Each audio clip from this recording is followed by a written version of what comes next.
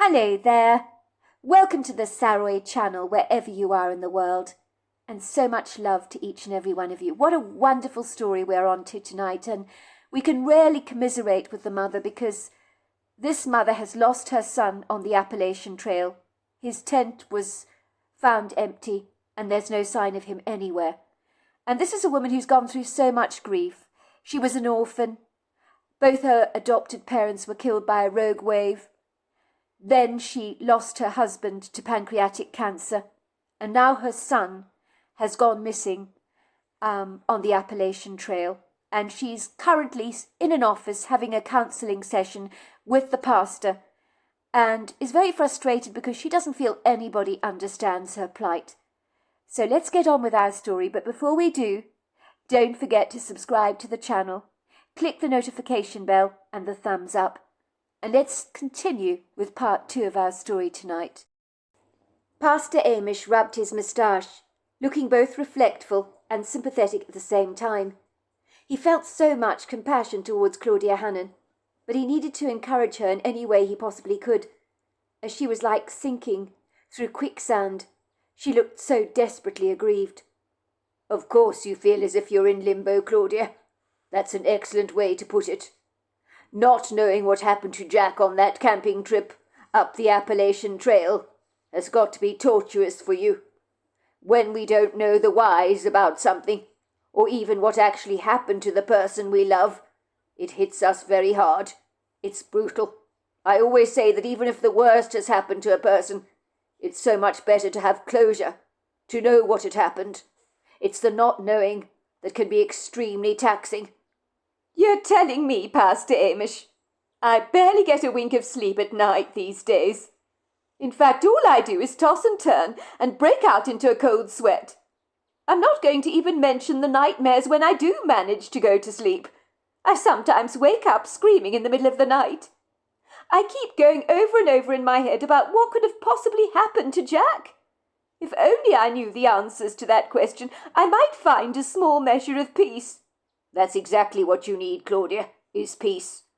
And I will certainly pray to the good Lord that you will attain it, as will the congregation here at St. Catherine's. We have you on our prayer list, I'll have you know. For the record, I thought you coped admirably well at your husband's funeral. You were extremely stoic, very courageous and strong, much like you were at your parents' funeral. I was proud of the way you conducted yourself, as were so many of the parishioners here at St. Catherine's. They love you very much, Claudia, and they thought you were remarkably brave." "That's very kind of you to say, Pastor. I don't think I was brave at all. I was just very numb, to tell you the truth. I think during that funeral service, I was more like a walking robot, smiling at the right times and trying desperately not to cry. But brave? No, I wasn't brave." "Of course you were brave, Claudia. Admirably so. May I ask you one question, if you don't mind?" "Ask away, Pastor Amish. I'm an open book. I've got nothing to hide. But a very sad one at that, you could say. Well, when your husband was diagnosed, Claudia, with pancreatic cancer, I'm sure he must have discussed his impending death with you, did he not?" "But of course he did, Pastor Amish. You know what Wes was like. He cared desperately about me and Jack. We were his whole world. He wasn't worried about dying at all. He was much more troubled about how we would cope with him gone, and how we would manage financially, so to speak, even though I do have an excellent paying job. But he worried about the practical things in our lives that we wouldn't be able to fix if he wasn't there, like if the washing machine suddenly went off, and needed fixing or something. So he did try and help me fix things around the house, with his supervision. He didn't want me to have to rely on anyone else, you see. He told me that me and Jack must get on with our lives, and that he would be watching over us from the other side. And I sincerely hope he is, Pastor Amish. But I can't say I feel him around me. Every day is as empty as the next one is." "Wes was a very kind soul," the pastor agreed. "He never thought of himself, did he? But in a way you must have been prepared for his death. When a member of your family has a terminal diagnosis, one has to make peace with it. And by the sounds of things, you did reach a place of acceptance, did you not, as far as Wes is concerned?" I don't think I was ever prepared for Wes's death, Pastor Amish. But I told myself that at least I had Jack, and together the two of us would overcome our grief. We would be there for each other, you see, to support each other in the ups and downs of life. But now Jack is gone. It's like my life has crumbled in my hands like a piece of dry toast. It's like I've lost my will to live. What's the point in anything anymore? I've lost the two people I love best in the entire world. Life is about relationships, Pastor Amish, with people. It's not about the things we accumulate. If you must know, I do blame God. There, I've said it. I know there are people out there worse off than I am. Of course I do. I'm not in denial about that. But everywhere I go, I see happy families at the grocery store, the coffee shop. And you know what I think, Pastor Amish? No, what do you think, Claudia? I think, why me, Pastor Amish? You're probably thinking, why not me? But I do think, why me? Why not any of these other people? Why have I been personally singled out for destruction by God? He might as well take a sledgehammer and thrust it upon my life. I've got nothing left, Pastor Amish, nothing. Least of all a resolve to actually go on. I dream, Pastor, of not waking up in the morning, so I won't have to experience this tormenting grief ever again. But when I wake up and realize it's another day and I'm still very much alive, I will confess I'm bitterly disappointed about that. I'm not going to say I understand what you're going through, Claudia, because I would be lying. You have been put through the mincemeat grinder, and no, it's not fair. How about you tell me a little bit about Jack and this camping trip of his on the Appalachian Trail? I want to get a greater picture of what may or may not have happened to your son, and it's good for you to talk about this. In fact, I encourage you to do so. But I don't want to talk about this again, Pastor Amish. It's so distressing for me. I've been over this so many times with the police, and all it's done is made me more and more upset. Of course, discussing things that are uncomfortable is very distressing, Claudia, said Pastor Amish sympathetically. With that stash of emotions, well, it's going to cause many issues for you. You see, Claudia, avoidance makes things so much worse. The next thing you know is you begin to face adversity in your life that is cruelly manifested physically. There is a physical need for the human body to purge out any grief, and it has to do it in some way or other. Otherwise, disease will be manifested, such as cancer, and I don't want that for you. You need to allow your painful emotions to vent themselves, like releasing the smoke from a chimney. It has to go somewhere, you see. I believe crying and talking about things that hurt is extremely healing. Ostensibly, if you think about the chimney I'm talking about, and there's no space for the smoke to escape, you're going to have a whole host of problems caused by that blockage in the chimney. That is what these counselling sessions are all about. It's for you to be able to reach a point of acceptance, Claudia, and from thenceforth you can begin to heal. Supposing my house, for example, has been badly damaged by a flood, and I walk into the house but refuse to acknowledge the damage, or what needs to be repaired and fixed. Suppose I continue my life and pretend all is well. Then things get significantly worse inside my home, because of all that flooding and all the damage that has been done. So it descends into decay. The ceiling in the house will likely crumble, and possibly fall on my head, if I don't address what needs to be fixed. Do you understand what I'm saying, Claudia? We can't run away from our pain, because sooner or later it's going to catch up with us, and when it does, it's not going to be pretty. So you think my grief can be fixed? Is that what you're suggesting, Pastor Amish? I applaud you for your confidence on that, but I can assure you you're wrong. My grief cannot be repaired. For your information, there's a huge gaping hole in my life, and not even God can fill it in for me. Oh, but that's where you're wrong, Claudia. Any gaping hole can be filled, especially by Jesus. He can put you together again, if you will allow him into your heart and ask him to guide you through the storm. As with Jesus, you can overcome anything, as hard as that may be for you to believe. Look at when there was a storm out at sea, when Jesus was on that boat with his disciples. What did he do? He spoke to the storm, and it subsided. He can do the same for you if you put your trust in him, Claudia. I've counselled many a cynical parishioner, Claudia, who have all told me that there is no way they'd be able to get through their grief. But 3 years on, these very same parishioners of mine are thriving. I'm not saying they're ever the same again after their losses. Nobody ever is. But they've managed to overcome and make something positive out of their lives. And I want the very same for you, Claudia. And I know you can do it. I have the utmost faith in you. You think I want Jesus in my heart? After everything that happened to me, Pastor Amish? You think, like some of these other people that you've counselled over the years, that I'm going to overcome my adversity and make a new path for my life? Are you kidding me? My life is as good as over, Pastor Amish. Without my husband and son around, what on earth do I have to look forward to any more? Absolutely nothing. I don't even see the point of getting up in the morning. Everything for me these days is drudgery. It's always a laborious chore. It's like the whole world has lost its spark and has become grey and cloudy. I feel like a burnt-out candle wick that can no longer be lit because I'm so damaged. I've been coming to St. Catherine's for years and years, as you well know. I've prayed to God incessantly, and what do I get for my devotion? 2 dead adopted parents, a dead husband, and now a seemingly deceased son, with absolutely no closure in sight whatsoever. It seems like praising the Lord has led me straight to hell rather than to heaven.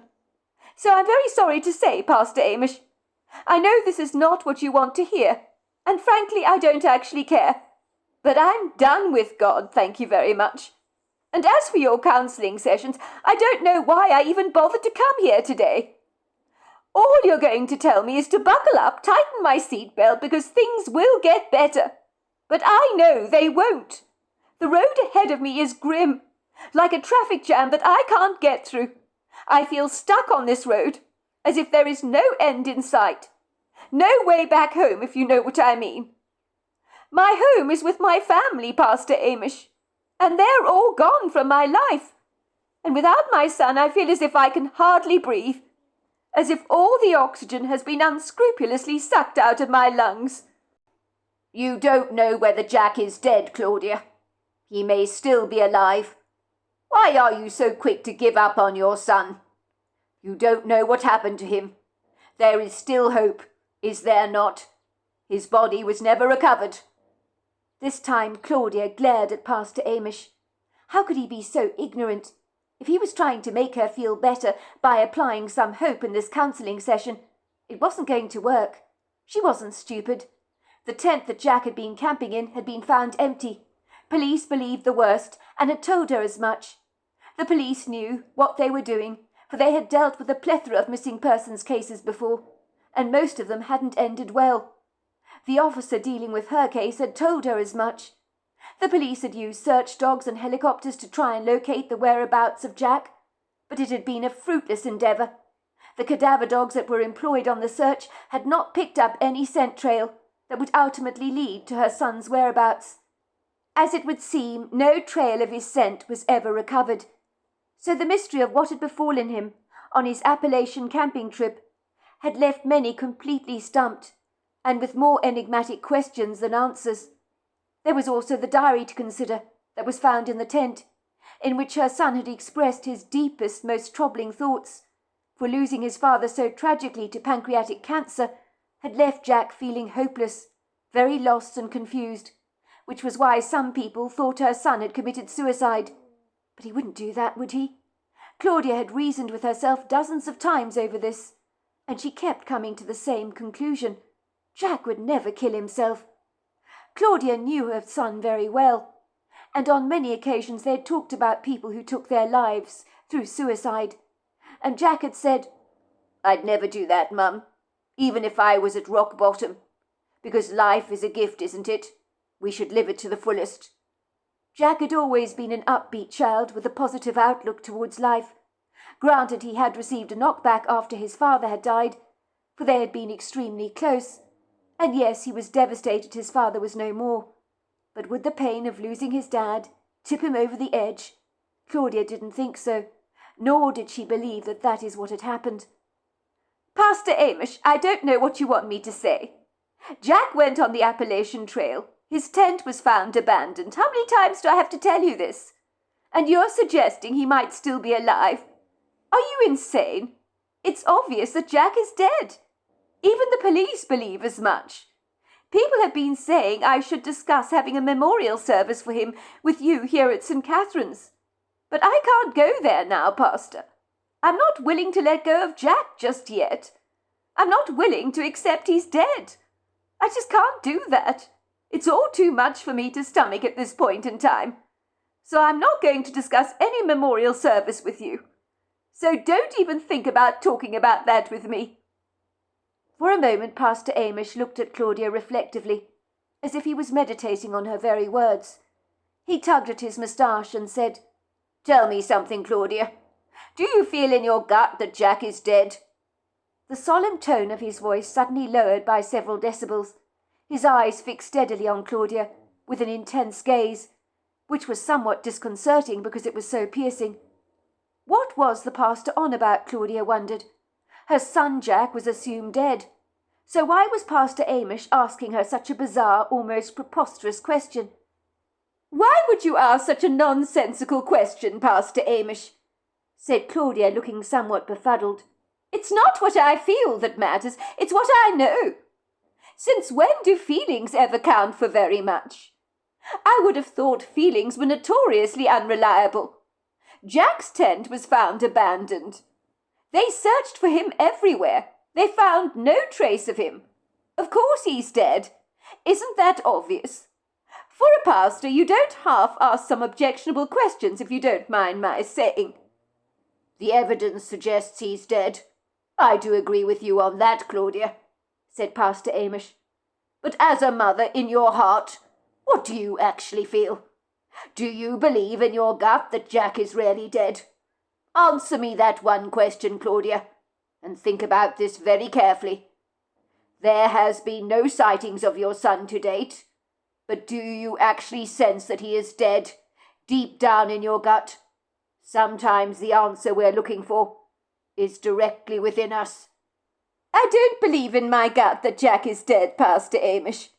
But what has that got to do with anything? Maybe I refuse to consider that he is dead, so I'm in denial, as the evidence seems to suggest otherwise, and it would seem he is no longer in life. But do I feel that he's dead? Absolutely not." "Ah, we're finally getting somewhere, aren't we?" said Pastor Amish. A light seemed to go on in his eyes. This was good news, he thought, for in his experience the gut didn't lie. So if Claudia Hannon didn't really believe her son was deceased, then really there was hope, for a mother always knew in her heart whether their child was dead or not.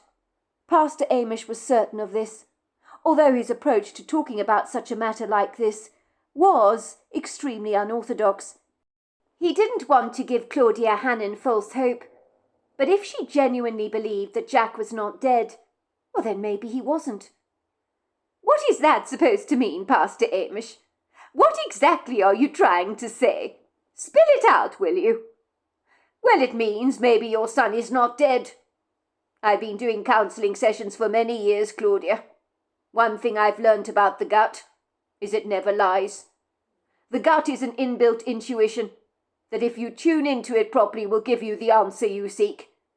People get sparks of intuition in their lives over so many things, but many people willfully ignore that seat of knowledge within us that warns us not to take that flight that may potentially crash. The gut is like an inner nudge from God himself, like a radio signal that you tune into. And if you pick up on the correct frequency and focus, well, you'll end up being empowered by an inner knowledge that gives you the answers you so obviously seek.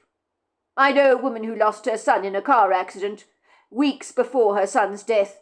She had a feeling in her gut, almost like a premonition, you could say. She just knew she'd never see her son getting married in the future. In that moment she felt really horrible. She wondered where this feeling had come from. It came from the seat of knowledge within every human soul, called the gut. She tried to envisage her son getting married one day, but she couldn't see it, because somewhere deep inside herself, she knew it would never happen. True enough, a few months later her son died tragically in a horrible car accident, so her gut feeling was confirmed to be true. Then there was the case of a young teenager, killed in mysterious circumstances, his throat brutally slashed. He was found lying deceased near the railway tracks. This young man that was tragically murdered had a best friend called Slough Peterborough. That's what I think his name was, if I remember correctly. Anyway, Slough Peterborough had a mother who took one look at her son, who was best friends with a teenager that had been brutally killed. And when she asked Slough what had happened to his best friend, he shrugged his shoulders nonchalantly and said, "How am I supposed to know?" His mother took her son to the police station at once. You know what she told the officers? No, what did she tell them? She said, "I love my son, and although he hasn't admitted to doing anything, I know he killed his friend. He did it." "How can you know this, ma'am?" the police asked the mother. Her answer was very simple and to the point. "I know my son, officer. I feel it in my gut. I know he did it. Question him. He'll confess, I can assure you of that." "And was the mother right about believing her son had killed his teenage friend?" Claudia asked Pastor Amish. "Yes, she was. You see, Claudia, the mother instinctively knew the truth. That's why she took her son to the police station very promptly. Her son was charged with murder. So it cost her a great deal in offering him up to the police like a platter of salmon, so to speak. But sometimes you just have to do the right thing, don't you?" "Well, I suppose so," Claudia admitted.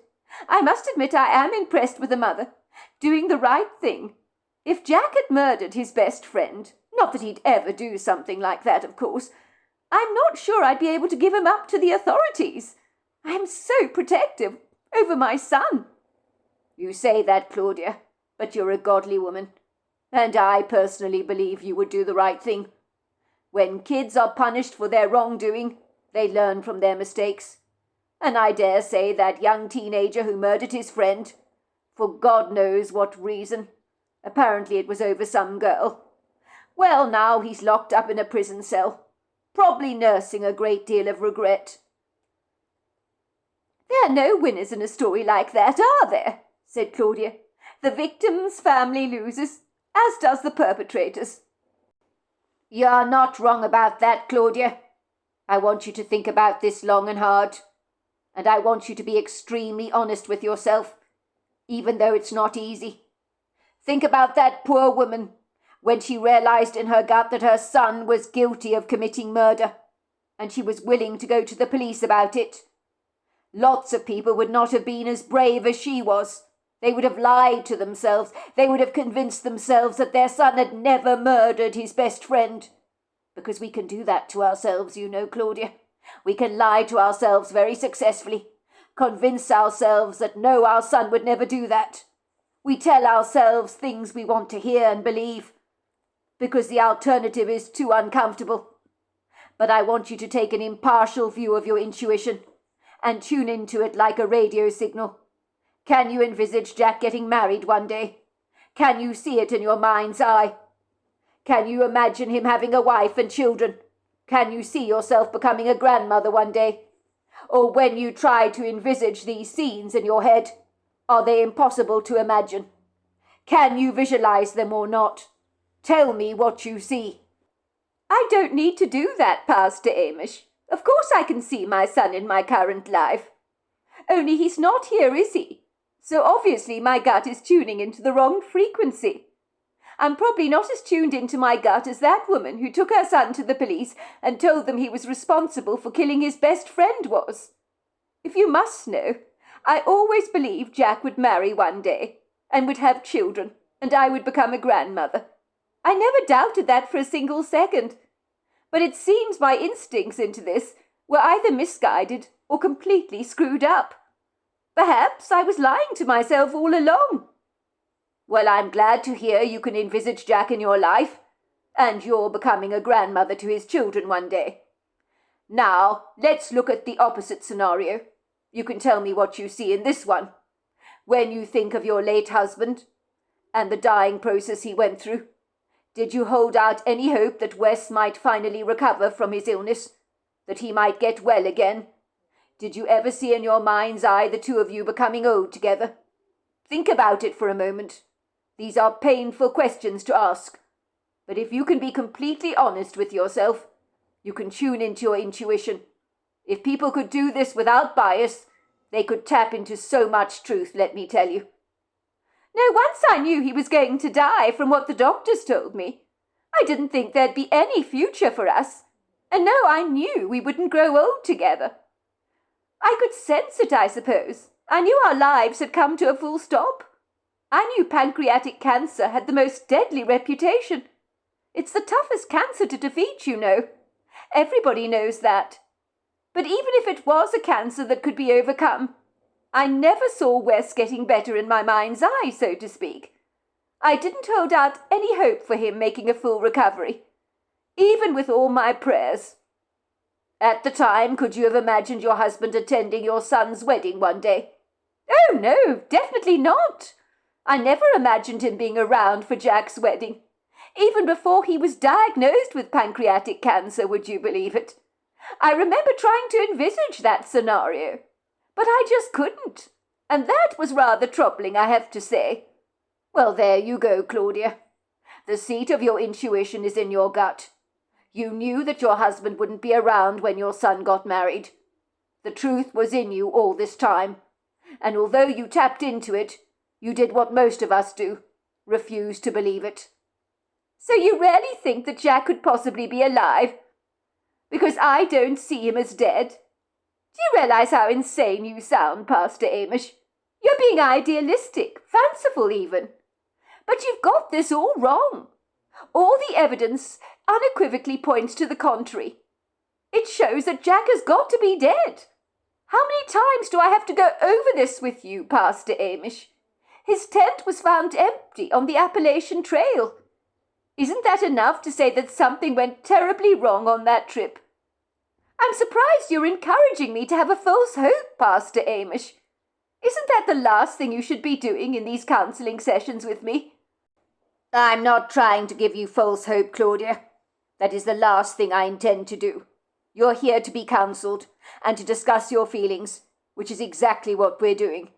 You have told me you don't feel that your son Jack is dead, even though the evidence points to the contrary. Yes, it is a grave possibility he may well be deceased. But what I'm trying to say, Claudia, is don't underestimate the power of your gut. All too often we ignore this gift of God. If in your gut you feel your son is not dead, and if you imagine his wedding day one day in the future, then unless you are lying to yourself, I say to you that there's a distinct possibility that your son may not be deceased.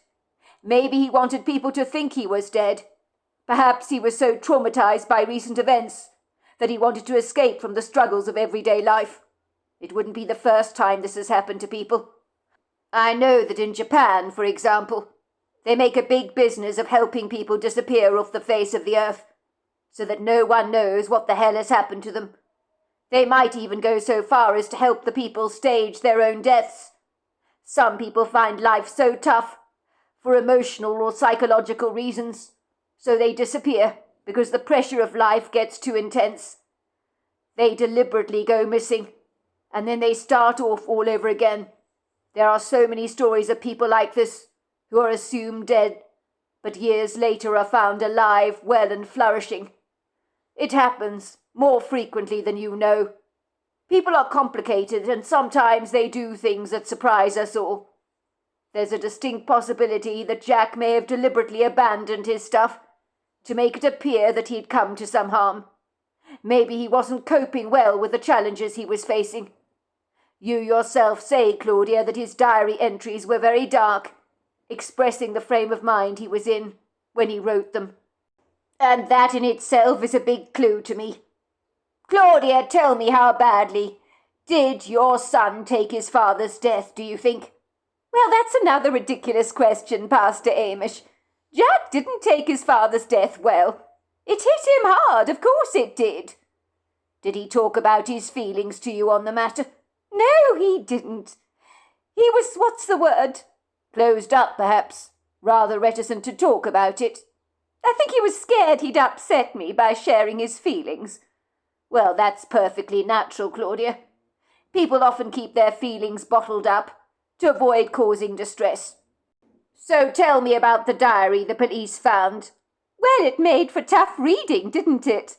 I read the diary, not because I wanted to be nosy, but because I needed to understand my son's mindset at the time, so I could get a better picture of what may or may not have been going on in his head. Of course you'd have to do that, Claudia. You needed answers, and so did the police. Tell me about what Jack wrote in his diary. Well, I can't exactly tell you word for word what he wrote, but let's just say my son was hit harder by his father's death than I imagined he would, said Claudia, looking somewhat teary-eyed. It was all there in the diary, which made some people, including the police, falsely conclude that my son had taken his own life. But I can assure you, Pastor Amish, I don't think my son would do that to himself. He just wouldn't. I could be wrong, of course, about this. Maybe in denial, because I just don't want to believe it. But if the truth be told, I think I would rather my son was ravaged by a dangerous wild animal than willingly trying to harm himself. Somehow, him being killed by a wild animal, rather than committing suicide, as insane as this may sound to you, is a lot more palatable to me. I guess if my son did kill himself, then in some way I would feel completely responsible, almost as if in some way it would mean I had failed my son, failed to notice how incredibly depressed he'd become. But if he was killed by a wild animal, then I'm not entirely to blame for his death, and then his passing was then out of my control. Both scenarios, of course, horrifying. But if my son killed himself, that's the worst scenario of all for me to take on board, let's just say. So to answer your question, Pastor Amish, of course Jack was hit very hard by his father's death. We both were. As for this preposterous idea of yours that Jack might stage his own death, so people would assume he was dead, well, Jack would never cause me so much suffering. He knows how much I have lost in my life. He would never do that to me. So there we are, that's the end of part 2 of our story. Part 3 is tomorrow night, and I look forward to you joining me then. Until next time, goodbye and good night.